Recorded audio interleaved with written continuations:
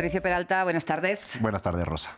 Vamos hoy a tratar un caso particular, pero que es muy diciente a nivel global. Hablamos de que un tribunal alemán rechazó una demanda de un ciudadano peruano contra una empresa energética de Alemania por su responsabilidad en la crisis climática, ¿no? Cuéntanos. Así es, el caso presentado por Saúl Liuya, un agricultor peruano y guía de montaña en contra del gigante energético alemán RWE, buscaba sentar un precedente en la lucha por responsabilizar a los principales contaminadores por el cambio climático. La demanda fue presentada en 2015 y argumentaba que las emisiones históricas de gases de efecto invernadero de la empresa han contribuido al calentamiento global, acelerando el derretimiento de los glaciares sobre su ciudad natal de Huaraz, en Perú. Como resultado, el lago Cacocha ha crecido a niveles peligrosos, amenazando a la comunidad con el riesgo de inundaciones catastróficas.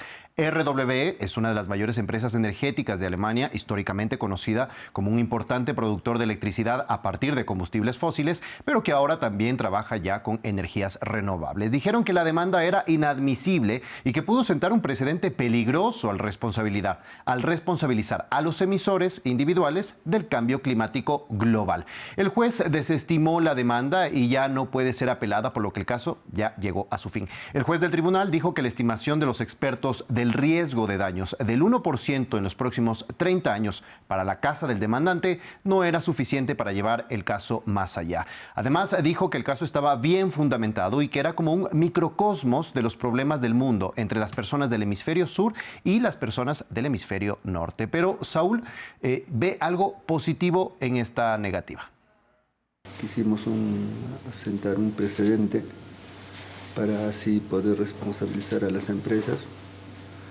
Claro, en este caso fue rechazado, ¿no?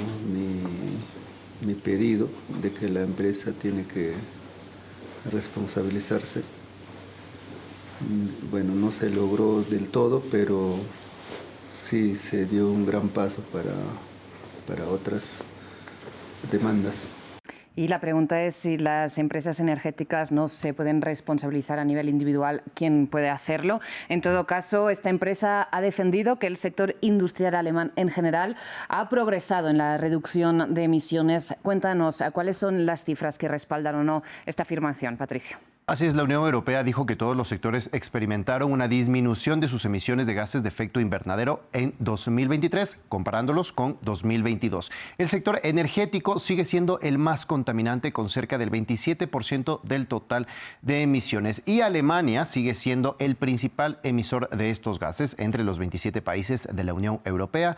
Como podemos ver, a 2023, Alemania reportó 682 millones de toneladas de CO2 emitidas en ese año, seguido de Francia con 386 millones de toneladas. Italia y Polonia le siguen de cerca y España en quinto lugar con 151 toneladas. Ahora, a nivel mundial, China es el principal contaminante con 15.944 millones de toneladas de CO2 en 2023.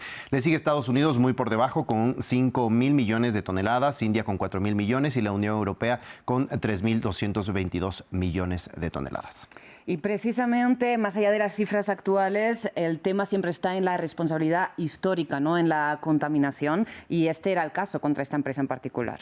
Así es, en el análisis sobre el calentamiento global es clave ese dato. Ahora la empresa RWE dice que está desmantelando sus plantas de energía de carbón y se dedica ahora a energías renovables. Y eso responde a la pregunta de por qué demandar a esa empresa en particular. La demanda apunta, según explicó Saúl, a que RWE es uno de los mayores contaminantes de Europa históricamente, utilizando la información de la base de datos de Carbon Majors, que rastrea las emisiones históricas de los principales productores de combustibles fósiles.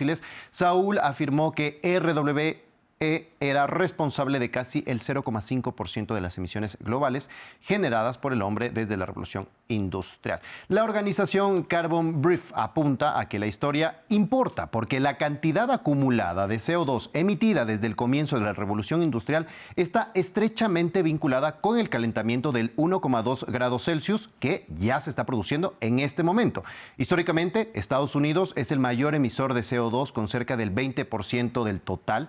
China ocupa el segundo lugar con un 11%, seguido de Rusia con el 7%, Brasil el 5% y Alemania el 4%. Para abril de 2024, un estudio de Influence Map señaló que el 88% de las emisiones globales de CO2 provenientes de combustibles fósiles y cemento entre 2016 y 2022 se puede vincular a 100 empresas, entre ellas Shell, BP, Total Energy, Repsol y la alemana RWE. Y Patricio, precisamente toda esta contaminación y en general los efectos de la crisis climática, sin embargo, donde se sienten más son en las regiones del sur global, ¿no?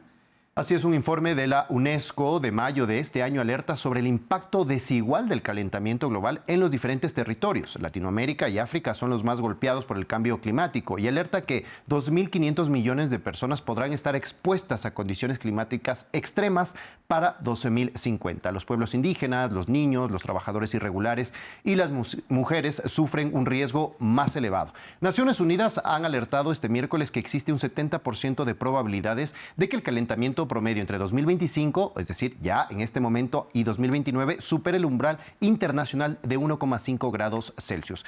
La Organización Meteorológica Mundial confirmó que 2024 fue el año más cálido registrado con cerca de 1,55 grados Celsius. Ahora, la causa de Saúl es por el derretimiento de uno de los conocidos glaciales tropicales, que más del 95% están concentrados en la cordillera andina y más del 70% están precisamente en Perú.